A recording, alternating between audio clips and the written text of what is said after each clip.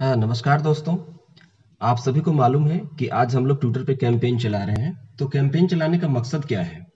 तो कैंपेन चलाने का हमारा मकसद ये है कि बीपीएससी जिस तरह से अभी एग्जाम कंडक्ट करने जा रही है 2 शिफ्ट में, वह 1 शिफ्ट में हो।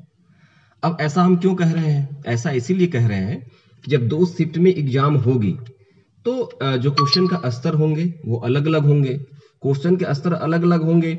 फिर उसमें क्या है कि बीपीएससी अभी परसेंटाइल व्यवस्था लाने की बात कर रही है। अभी आप रिसेंटली देखे होंगे, पेपर में न्यूज आई थी।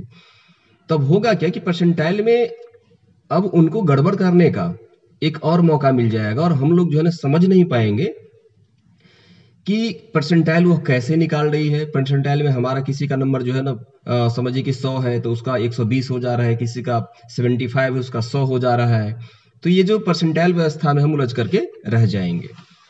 तो एक जो है ना शिफ्ट में एग्जाम होना चाहिए। दूसरी बात कि अब जानते हैं कि ये छात्र का मुद्दा है और छात्रों को संगठित हो करके बीपीएससी का विरोध करना पड़ेगा। ये विरोध जो है ना नाजायज भी तो नहीं है, क्योंकि हम अपने हित के लिए जो है ना लड़ रहे हैं।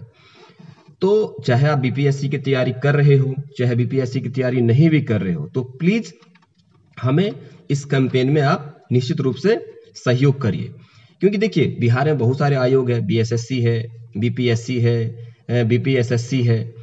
तो यदि आप आज जो है ना इस कैंपेन में भाग नहीं ले रहे हैं और बीपीएससी को अपनी मनमर्जी करने के लिए और आप उसे छूट दे रहे हैं, तो जानते हैं बीपीएससी किस तरह से कर रही है। तो इस तरह से और भी आयोग को इस तरह से काम करने की जो है ना मतलब आपकी मानसिकता उसको मजबूत कर रहे होंगे। तो प्लीज इस कैंपेन में आज निश्चित रूप से भाग लीजिए।